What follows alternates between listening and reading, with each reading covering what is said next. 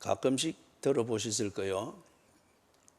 부부의 사는 게 온전한지 그것을 짚어보는 그런 말인데, 일상적인 표현이지만은 그 참 심오한 그 요점을 담고 있는 표현이죠. 결혼 몇 년 차입니까? 적과의 동침 30년 차입니다. 무슨 말인지 이해가 되죠? 그 그림이. 몸은 같이 삽니다. 시간은 같이 보내고 한 지붕 아래서 공간을 같이 씁니다. 그리고 벌어먹고 사는 것도 같이 그렇게 먹고 살림도 같이 삽니다. 그런데 삶을 같이 나누지는 않습니다. 삶을 같이 나누지는 않습니다. 이 말이 무슨 말인지를 여러분들이 깊이 한번 새겨보시기를 바랍니다. 그래서 예수님께서도 요한복음 15장에서 참 예수 믿는 것이 무엇인가 하는 이것에 대해서 거듭 말씀하실 때에 포도나무 비유를 들면서 예수 믿는 것이 무엇인가 하는 것을 이 말씀으로 짚어주셨습니다. 내 말이 너희 안에, 너희가 내 안에 거하고 내 말이 너희 안에 거하면, 그러면은 그게 예수 믿는 것이라는 겁니다. 이게 뭡니까? 앞에서 말씀한 대로 삶을 나누는 겁니다. 가진 돈도 나눌 수 있고, 몸도 나눌 수 있고, 그리고 공간도 나눌 수 있고, 결혼 30년 차 시간도 나눌 수 있고, 생활의 여러 부분도 같이 나누고 공유할 수 있습니다. 그러나 각자의 마음에 상대방 배우자가 없습니다. 그동안 삶을 나누지 않았습니다. 함께 공감할 수 있는, 우리는 이렇게 살았다라고 공감할 수 있는 그 삶을 함께 만들어가지 아니했다는 겁니다. 자기가 원하는 삶을 위해서 함께 있는 그 시간을 사용했을 뿐입니다. 슬픈 일이죠. 그리고 이것이야말로 정말 있어서는 안 될 사기죠. 사기죠. 그리고 오늘 읽은 이 본문에서 지금 예수님께서 이걸 가르치는 겁니다. 함께 살았지만은 삶을 공유하지는 아니했다. 함께 나눌 수 있는 삶이 없으니까 더 이상 같이 있을 이유가 없다는 겁니다. 그래서 황혼 이혼을 하고, 그리고 자식들 결혼시키는 데까지 아버지로서의 의무, 엄마로서의 의무를 다하는 것까지는 기다리는 거죠. 그리고 그 의무가 끝났다 싶을 때는 가방 챙겨서 정말 지 삶으로 가는 거죠. 이게 현대사회에서 지혜롭게 사는 것이고 말년을 행복하게 사는 길이다라고 해서 황혼 이혼 또는 결혼을 졸업한다, 이런 말장난으로서, 그 말장난으로 우리의 사기꾼의 이 건성을 미화시키고 합리화시키는 것이죠. 그래서 지금 예수님께서 예수 믿는 것이 무엇인가를 가르칠 때에 이런 종교적인 사기, 그게 예수 믿는 것이 아니다. 예수를 믿는 것은 무엇이냐? 함께 사는 것, 이게 아니고 그 이상이어야 된다. 삶을 나누는 것이어야 된다. 내 삶에 네가 있어야 되고 네 삶에 내가 있어야 된다. 이 말은 무슨 말이에요? 네 없으면은 내 삶이 없다는 거죠. 내 없으면은 네 삶이 없기 때문에, 그렇기 때문에 예수님의 말씀이 내 안에, 내가 예수 안에 거하는 이것을 말을 하는 겁니다.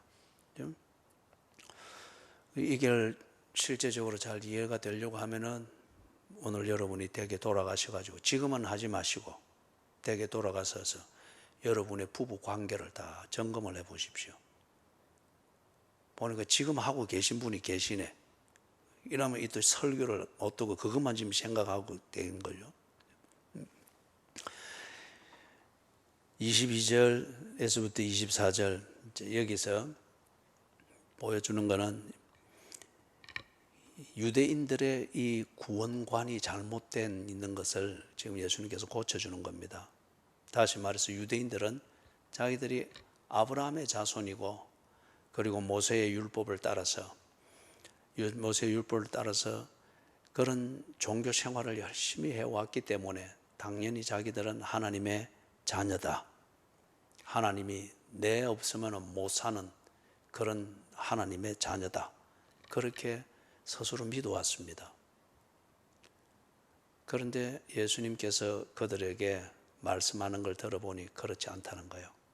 유대인 너희들은 하나님과 시간을 같이 보내고 공간을 같이 보낸 것은 많을지 모르나 하나님과 삶을 나누지는 아니했다. 네 삶 속에 하나님이 보이지 않는다. 그리고 하나님의 그 관심 속에 네가 없다.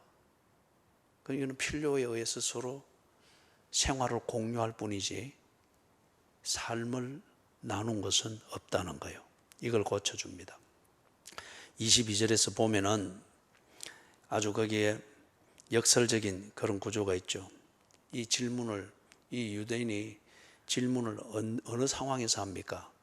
예루살렘으로 가는 도중에 하고 있습니다.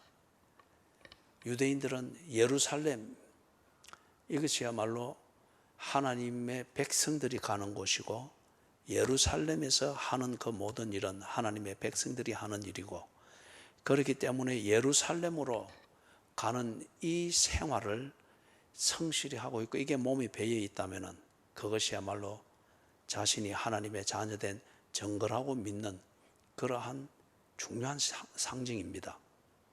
그런데 지금 예루살렘으로 가고 있습니다.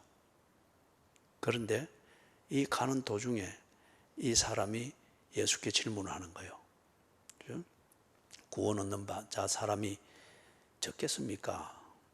이 말은 그동안 예수님의 설교를 들어보고 가르침을 들어보고 또 예수님께서 이게 진리고 이게 구원이다 하는 것을 말해가지고 말하는 걸 들어볼 때에 이 사람이 질문하고 있는 이 사람이 평소에 믿고 있던 것과 전혀 다르거든요.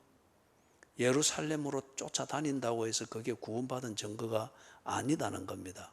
예수님의 설교를 들어보고 그 가르침을 들어볼 때에 예루살렘에 묶여있는 생활을 한다, 그렇다고 해서 그가 곧 구원을 받았다, 그것을 의미하는 것이 아니라는 거예요. 이걸 좀 우리가 우리 상황에서 좀 알기 쉽게 좀 더 풀어 말하자면 이런 겁니다. 내가 늘 교회를 쫓아다닌다. 그렇기 때문에 나는 구원받았다라고 생각하는 교인들이 상당히 많습니다. 또는 나는 예수 믿는 부모님 아래에서 태어났고 예수 믿는 가정에서 교회 문화 속에서 나는 자라고 있기 때문에 나는 구원받았다, 하나님의 자녀다, 이렇게 믿는 소위 말해서 모태신앙, 이게 교인들도 상당히 많이 있습니다.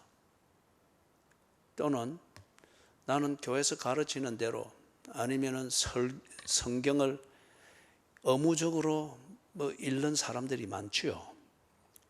그래서 그 성경에서 읽고 탁 인상 깊었던 그것에 근거해서 착하게 살고 있다. 착하게 살고 있다. 남이 못하는 걸 내가 하고 있다. 양심껏 살고 있다. 그것으로서 내가 구원받았다라고 스스로 판단하고 믿고 사는 교인들도 상당히 많습니다.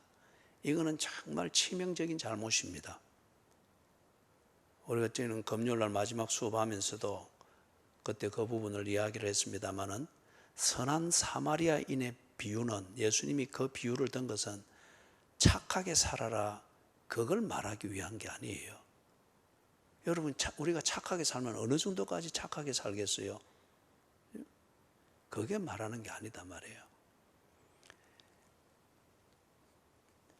영생을 얻는 것, 그것은 하나님의 자녀가 되는 것인데 하나님의 자녀가 되는 것은 지금 여기서 말하는 표현대로 같으면은 하나님과 내가 공유하는 삶이 있는 관계예요. 그게 하나님의 자녀라는 겁니다.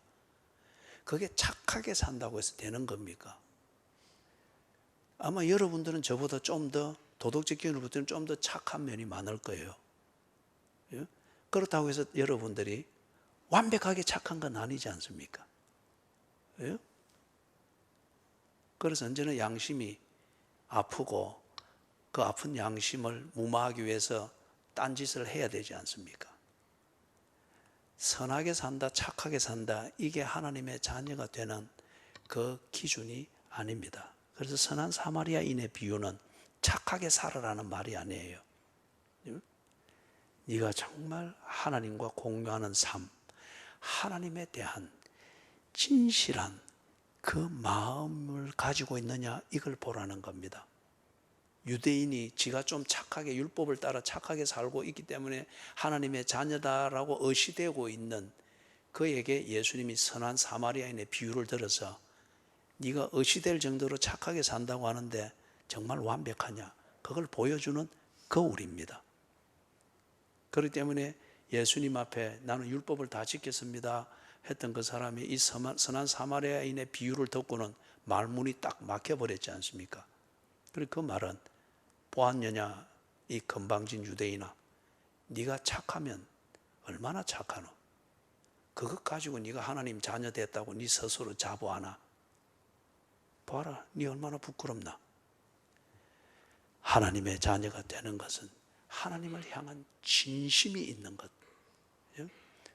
말썽 꾸리기일지라도 하나님을 향한 진심이 있어서 내 이놈 니는 어찌 이래 늘 복장 터지게 만드는 말썽 꾸러기고 하나님 앞에 굴밤을 한 대 먹어도, 그죠?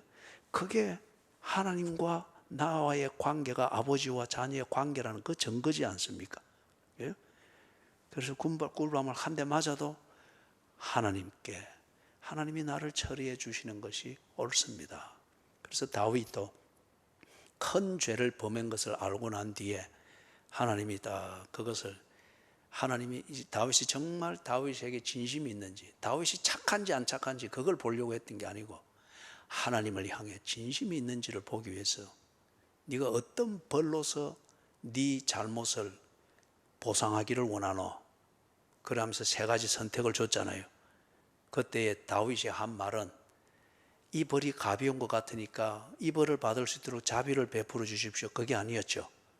다윗의 선택은 뭐였습니까? 내가 맞아도 하나님 손에 맡겠습니다, 그거였잖아요. 이게 아버지를 신뢰하는 자식이죠. 그죠? 손님은 절대 안 그러죠. 어떤 게 가벼운가를 보면서 그렇게 하죠. 선한 사마리아인의 비유의 핵심은 그것입니다. 그래서 거기서 보는 것처럼 지금 여기서도 우리가 예루살렘 중심으로 살고 있고 예루살렘을 늘 왔다 갔다 하고, 이게 우리 표현으로 말하면 늘 교회 또는 교회에서 배운 대로 아니면 성경 몇 줄 읽고 또는 이번 주에 들었던 설교에서 좀 인상 깊었던 그 말대로 내가 살아보려고 한다. 그렇기 때문에 나는 하나님의 자녀다. 그 자체로서 하나님의 자녀라 말할 수 없습니다. 그 자체로서 증거가 될 수가 없습니다. 하나님의 자녀가 선하게 살려고 하는 몸부림을 치게 됩니다. 그러나 그것은 내가 하나님의 자녀이기 때문에 나오는 삶의 성숙함이어야 되는 것이지, 그렇게 흉내내는 선한 삶이 있다고 해서 내가, 또는 교회 몇 번 다닌다고 해서 하나님의 자녀 됐다, 그렇지 않다는 거예요. 그래서 23절에서 예수님께서 말씀을 하시는 게 그거죠. 어떤 사람이 여짜오되 주여 구원을 받는 자가 적으니까, 그 사람이 그렇게 물었습니다. 구원을 받는 자가 적으니까. 이 말은 그럼 유대인들은 다 구원을 받고 예루살렘 중심으로 사는 사람은 우리는 하나님의 자녀라 믿는데 예수 당신의 말을 들으니까 그렇지 않네요. 유대인들이 다 구원을 못 받는다 그 말입니까? 그것과 같은 거요. 그러니까 예수님이 대답을 합니다. 그들에게 이르시되 24절 좁은 문으로 들어가기를 힘쓰라. 좁은 문으로 들어가기를 힘쓰라. 이걸 또 오해를 해서 예수 믿는 것을 금욕주의적인 도덕 생활로서 오해를 많이 합니다. 결코 그렇지 않습니다. 신앙생활은 금욕주의적 삶이 아니에요. 금욕주의적 삶은, 이 금욕주의적인 도덕 생활은 사람을 얼마나 위선적으로 만드는지 모릅니다. 얼마나 사람을 위선적으로 만드는지. 그래서 겉은 선하고 착하고 그 다음에 뭔가에 집중하는 것 같으나 속은 언제나 자기 중심성이죠. 이게 금욕주의적인 도덕 생활.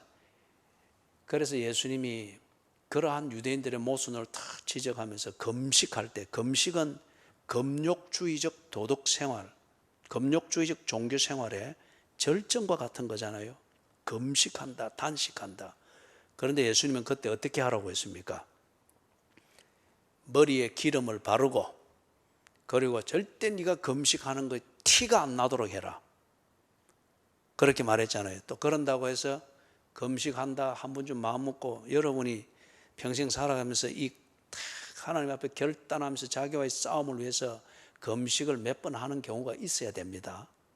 그런데 이제 또 이 말을 액면 그대로 듣고 이제는 금식할 때 머리 기름 사러 다니고 뭐 그걸 말하는 게 아니고, 유대인들이 금식하는 이걸 한번 아침 금식하는 거 이런 걸 하면서도 생색을 엄청나게 냈거든요. 그러면서 자기는 하나님의 자녀라고 하는 이 생색을 엄청나게 냈거든요. 그런데 속은, 그 속에는 하나님이 없었어요. 그 속에는 자기가 이루고자 하는 수단으로서 금식하는 생색을 넣어서 사람들로부터 신뢰를 얻기 위해서 그 생색을 그려낸 거예요. 그렇기 때문에 그리 하지 말라는 의미에서 하나님은 그 마음과 진심과 중심을 보시느니라. 그렇다면 그리 생색 내지 않아도 네가 금식하면 금식하는 그 중심을 하나님은 아신다. 생색 내지 않도록 머리에 기름을 발라라. 그렇게 말씀을 하신 거예요. 유대인들은 그것처럼 유대인이기 때문에 유대교에서 배운 대로 그것을 지키면서 나름대로 도덕적으로 종교적으로 올바르게 그래야하기 때문에 다 유대인들은 아브라함의 자손으로서 하나님의 자녀가 된 것으로 그들은 스스로 자인했습니다. 그런데 예수의 말씀을 들어보니 그렇지 않다는 거예요. 그래서 구원받는 자들이 적으니까 무리니 예수님이 대답이 좁은 문으로 들어가라. 다시 강조하지만은 그 맥락을 여러분이 이해를 하면은 이거는 결코 금욕주의적 도덕을 가르치는 게 아닙니다. 금욕주의적 도덕을 가르치는 게 좁은 문으로 들어간다. 이거는 그럼 뭡니까? 이것도 역시 이 상황에서 이해를 해야죠. 유대교에서 가르치는 대로, 그리고 유대인들이 이렇게 하는 것이 하나님의 자녀고 구원받은 증거다, 그렇게 쫙 보편화되어진 그들의 종교 생활이 있잖아요. 그대로만 하면은 지 속은, 지 사생활은 뭘 하든지 다 통하는 거예요. 요즘에 천주교의 대부분이 그리 하듯이, 뭐 개신교도 요즘에는 거기서 빼놓을 수가 없죠. 교인의 의무로서, 눈에 보이는 의무로서 쭉쭉쭉 하되 사생활과 양심과 이거는 지 마음대로 하잖아요. 유대인들이 그 사회가 그랬습니다. 그래도 그들은 구원을 얻는다라고 생각했어요. 그런데 예수님의 말씀은 그렇지 않다. 하나님과 네가 삶이 공유가 돼야 된다. 하나님의 명령을 떨어뜨리는 그런 방식의 삶을 네가 살면은 그게 어째 하나님의 자녀고, 그건 네 마음대로 하는 것이지. 내가 예루살렘을 정기적으로 가는데요, 그것은 네가 하나님의 시간을 네가 사용할 뿐이고 하나님의 장소를 네가 사용할 뿐이지, 네 그렇게 사는 것을 통해서 사생활을 봐라. 네 사생활을 볼 때 너는 간음하고 있고 도둑질하고 있고 거짓말을 수단으로 삼고 있고 부모를 네 수단으로 삼고 있고, 그리고 너는 하나님을 섬기는 것이 아니라 네 필요한 대로 신을 만들어 섬기는 게 네 사생활이지 않느냐. 예루살렘을 정기적으로 찾아온다는 이것으로서 너는 하나님의 자녀 됐다고 하는 것으로 뻥치면서 네 사생활을 그리 살 때에 네가 그렇게 강조하는 예루살렘의 하나님이 정말 사람들에게 명예롭겠느냐? 하나님이 하나님답게 인정을 받겠느냐? 네 때문에 얼마나 하나님이 귀신과 같은 그런 존재로 취급을 받으면서 취할 수도 있고 버릴 수 있는 귀신처럼 사람들이 그렇게 오해를 하지 않겠느냐? 네 삶이 하나님과 공유될 수 있는 삶이 아니지 않느냐? 너는 하나님과 삶을 나누고 있지 않지 않느냐? 네가 하나님과 삶이 공유되고 하나님과 삶이 나누어지는 이런 중심을 가지고 살아야지. 그리 살면은 여러분, 그 중심을 가지고 그리 살면은 이사를 몇 번 더 해야 될지도 몰라요. 직장에서 성진이 자기 동기보다 한 5년, 7년 늦어질지도 몰라요. 큰 돈을 벌 수 있는 기회를 눈뜨고 뻔히 놓칠 수 있는지도 몰라요. 하나님과 삶을 공유하려고 하니 하나님께 누가 되어지고 하나님의 하나님 되심을 귀신처럼 오해받도록 만들 수 있는 이런 생활들과 그 다음에 문화와 이런 것들을 거부하고 하나님과 삶이 공유되는 이것을 생활을 딱 지켜나가려고 하니 그런 현실에 맞지 않는 처신, 현실로부터 거부당하는 이러한 처신을 할 수밖에 없는 거예요. 그게 목적은 아닙니다. 하나님과 삶을 공유하는 이 생활을 한다는 게 목적입니다. 그러다 보니까 금욕이 될 수밖에 없는 결정들이 있습니다. 내 편리함을 희생해야 될 결정들이 있습니다. 제가 10년 동안에 11번을 이사하듯 여러분이 하나님 중심, 성경 중심, 교회 중심을 살아야지, 그래서 하나님과 삶이 공유가 돼야지 이 중심으로 판단할 때 때로 여러분이 이삿짐을 풀기 전에 또 이사를 생각해야 될 경우가 있을지도 모릅니다. 이게 참 삶이 현실적으로 볼 때는 좁다는 겁니다. 재미있게 살 수 있는 여지가 너무 적다는 거죠.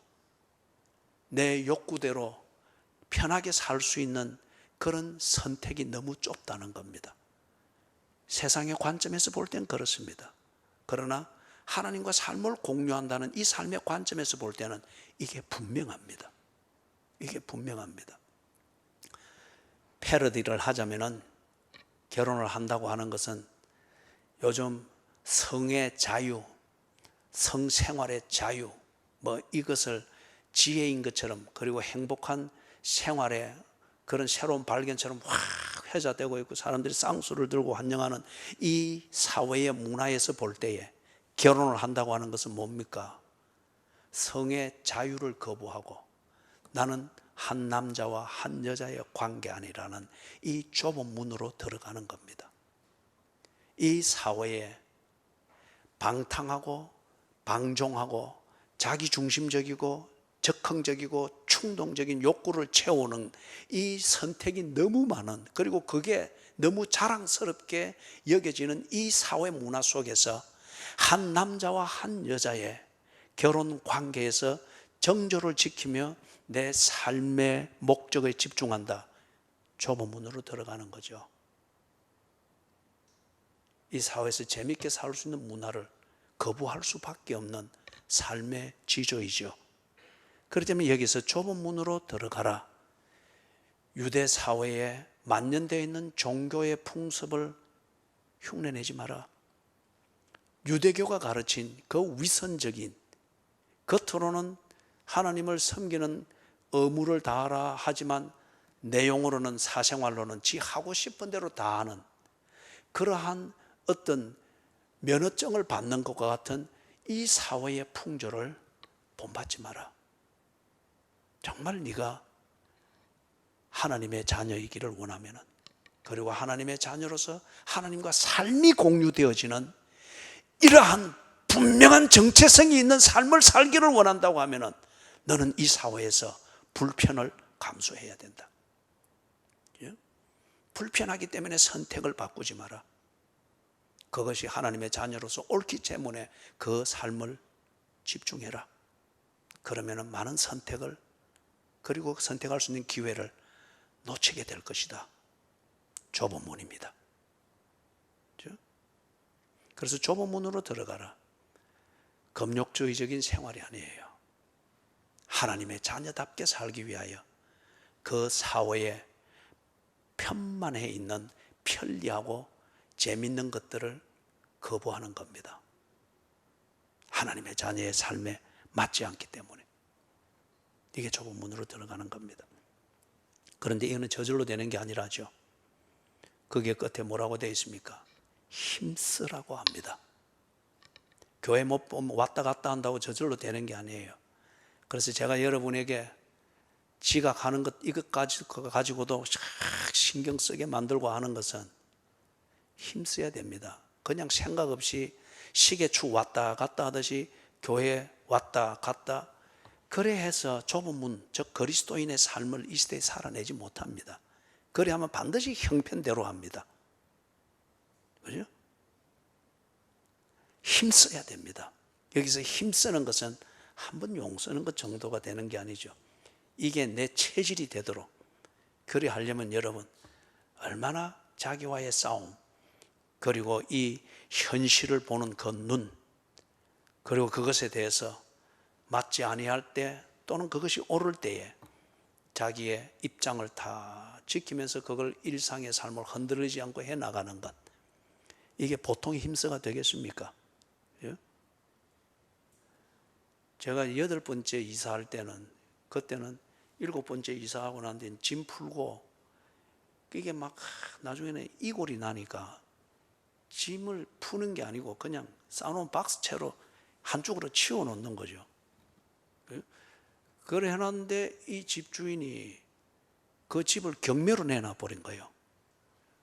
그러니까 복도방에 와서 나가야 된다는 거예요. 못 나간다고 하고 버티니까 경매하는 날, 그 일부러 그 집안에 있었거든요. 그러니까 하는 말이 뭐 그 사람도 우스개 보태서 했겠지만 이 경매 지금 먼저 이탁뭐 5만 불, 10만 불 또 없으면 예사고 한단 말이에요. 그런데 내가 집안에 있으면은 그때 제 딸도 이제 같이 있었던 거예요. 그래서 복도방 그 스태프가 와가지고 이 경매 진행 중에 당신이 집에 있고 만약에 경매됐다고 땅 치면은 당신도 같이 팔린 거다. 예? 팔리기 싫으면 나가라는 거지. 그래서 여러분 8번째 그렇게 해서 7번째 그렇게 해서 석 달 만에 이사를 간 거예요. 8번째는 얼마나 막 분노도 일어나고, 그죠? 그 다음에 참 마음이 참 처참하더라고요. 그죠? 아, 이래서 이 예수 믿는 사람이 집이 필요하다면은 이래서 이런 이유 때문에 필요하겠구나 생각이 들더라고요. 그죠? 그럼에도 불구하고 그 조그마한 그 주말에 제가 이제 주중에는 공부하면서 학교 일을 보면서 이제 주말에 이 또 몇 안 되는 교인들 이 섬기관으로 나는 그게 목회자가 내게 주어진 달란트를 따라서 내가 해야 될 일이라고 생각하기 때문에 몇 안 되지만 그렇게 했습니다. 그런데 그들을 섬기는 그 구조를 위해서 교회도 호주인 교회를 빌려서 주일 한 번 쓰는데 그걸 하자면은 그 바운다리를 지켜야 되는 거예요. 그리고 그 생활 구조, 그 목적을 위해서 집중하자면은 집 사는 목적을 위해서 내가 무언가를 하고 그런 생활을 내가 선택할 수가 없는 거예요.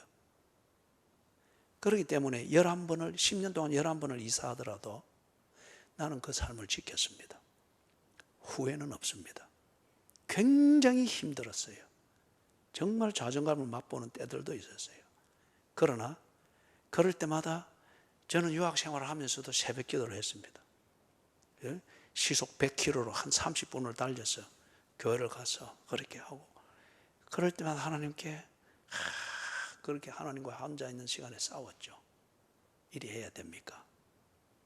그러나 그게 옳은 거였어요. 힘썼습니다. 힘썼어요. 그래서 막 하나님께 새벽기도 한다고 그러는데 차가 뭐 다 대놓으니까 가다가 푹 주저앉아 버렸단 말이에요. 새벽기도 시간 지키려고 거기서 막 뛰는 겁니다. 막 뛰어서 도착 한 10분 늦었단 말이에요. 교인들은 다 가고 없어요.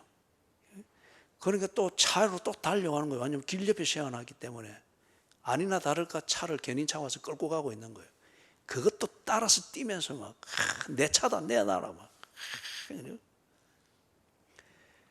힘쓰지 않으면은 그리스도인의 명차는 달고 있으나 하나님과 삶을 공유하는 삶은 살 수가 없습니다. 형편대로 살게 됩니다. 이게 좁은 문으로 들어가는 겁니다. 여러분이 하나님의 자녀 맞습니까? 그러면 하나님과 삶이 공유되고 있습니까? 그 삶이 공유되는 것을 위해서는 힘써야 됩니다. 그 힘쓰는 것은 때로는 여러분을 울게 만들 수 있어요. 그런데 그게 옳은 겁니다. 결혼 생활만 해도 얼마나 그게 인간적으로 생각하면 힘들어요. 우는 적이 한두 번이 아니잖아요. 그런데 그게 옳은 거지 않습니까? 지나고 나면은 그 시절이 추억이 되면서 숭늉 한 그릇 같이 나누면서 웃게 되잖아요. 25절에서부터 24절 그 끝에 보면은 예수님이 또 다른 심각한 말씀을 듭니다. 들어가기를 구하여도 못하는 자가 많으리라. 유대인들이 그랬습니다. 아브라함의 자손이다. 우리는 율법대로 산다. 그렇기 때문에 하나님의 자녀다. 죽으면은 끝나면은 우리는 천국이다. 들어가기를 구하였습니다. 그러나 많이 못 들어갔다고 합니다. 하나님과 삶이 공유가 안 되기 때문에 같이 더 있어야 될 이유가 없잖아요. 자, 그래서 모태신앙, 나는 교회를 많이 다녔어. 사람들이 보는 눈을 가지고서 직분도 세우고 이리 하는데 내용이 없는 거예요. 하나님과 삶이 공유된 직분자가 아닌 거예요. 모태신앙이다, 직분자다, 교회를 나는 정기적으로 다녔다는 것을 내세워서 하나님의 자녀, 구원받았다고 하는 것을 구하기는 많이 하나 그렇다고 해서 그게 다 하나님의 자녀 되어 있는 것은 아니다는 거죠. 그러면서 이걸 쉽게 알아들을 수 있도록 하기 위해서 25절, 26절, 27절 예수님이 비유를 든 겁니다. 이 비유는 간단합니다, 여러분. 이걸 감정적으로 읽으면서 위협을 만들고 쫓겨나오죠. 그거는 부차적인 것이고, 감정적으로 읽기 전에 앞에서 말했던 것, 좁은 문으로 들어가기를 힘쓰라. 그러나 들어가려고 구하기는 많이 해도 들어가는 자는 많지 않으니라. 그게 무슨 말입니까, 예수님? 그럼 이 비유로 말씀하는 거예요. 이건 간단해요. 함께 예수님과 또는 하나님과 함께 시간을 공유하고 공간을 공유하고 비슷한 생활을 공유하고 한 것은 많으나 삶을 나누지는 않았다는 겁니다. 내가 원하는 인생을 위하여서 어느 단계 어느 만큼 하나님을 사용했을 뿐이에요. 꼭 동업하듯이 그랬을 뿐이에요. 동업하는 것은 삶을 하나로 만들기 위해서 동업하는 게 아니잖아요. 내가 원하는 목적을 이루기 위하여서 내 시간을 그 사람을 위해서 투자하듯 그 사람의 시간을 내가 활용하는 것, 그 자원을 활용하는 것, 이게 동업이지 않습니까? 동업을 했다고 해서 그게 꼭 부부가 되는 게 아니듯이 하나님과 종교적 동업을 했을 뿐 하나님과 삶을 나누지는 아니했습니다. 다시 말해서 어느 때 누구에겐가 하나님께서 찾아가서 무엇을 해줘야 되는데, 예를 들어서 하나님이 시간이 없어서 못 간다, 또는 하나님이 직접 갈 일이 아니다. 그럴 때에 하나님을 대신해서 누구 보내야 되겠는데 이래 봅니다. 또 보니까 저기 김 집사를 보내면 이 일에 대해서는 그 사람들이 김 집사 보면 나를 알겠구나. 그리고 김 집사가 이래 하는 거 보면 내가 해주는 것인 줄 알겠구나. 왜 그렇죠? 김 집사는 나와 삶을 공유했기 때문에. 김 집사가 하는 말에는 하나님의 말이 나타나고 김 집사가 섬기는 섬김에는 하나님의 십자가의 죽으심의 이 섬김의 진실이 전해질 수 있고 삶이 공유되었기 때문에 진심을 나누는 부부는 살아가면 살아갈수록 어떻답니까? 닮는다 하잖아요. 그죠? 닮는다 하잖아요. 나중에 나가실 때 우리 부부도 보라고요. 키 차이 나는 거 외에는 다 닮았습니다. 그죠? 저희 닮았다 하면은 제 아내는 항상 억울하게 생각을 해요. 그죠? 근데 이게 닮았다고 하는 것은 생김새가 닮았다는 게 아니고 분위기와 이미지입니다. 분위기와 이미지. 딱 보십시오. 저기 우리 김성일 집사님 부부도 딱 보면 닮았잖아요. 머리 숱이 차이 나는 거 외에는 분위기든지 착한 거든지 쉽게 믿는 순디 특징이든지 다 닮았잖아요. 분위기와 이미지입니다. 그래서 하나님께서 삶을 공유한 그 사람을 하나님이 하실 일들과 하나님이 나타내야 될 일들이 있을 때 더 보내는 거예요. 그럴 때 그 사람을 보면 사람들이 하나님을 압니다. 하나님의 하시는 일인 줄 믿습니다. 이걸 말하는 게 25절, 26절, 27절에서 말하는 이 비유의 핵심입니다. 너희 유대인들아, 너희들이 하나님과 함께하는 생활이 많으나 그런데 보니 하나님과 삶을 공유하고 삶을 나눈 것은 없구나. 그거요. 그래서 28절에서 예수님께서 하시는 말씀, 천국과 지옥은 분명히 있다는 겁니다. 이 실제를 말하는 거예요. 그렇지 않습니까, 여러분? 삶을 공유하는 이 관계가 있다고 하면은 삶을 공유한 자가 사는 곳이 있고 삶을 공유하지 아니한 자가 사는 게 있죠.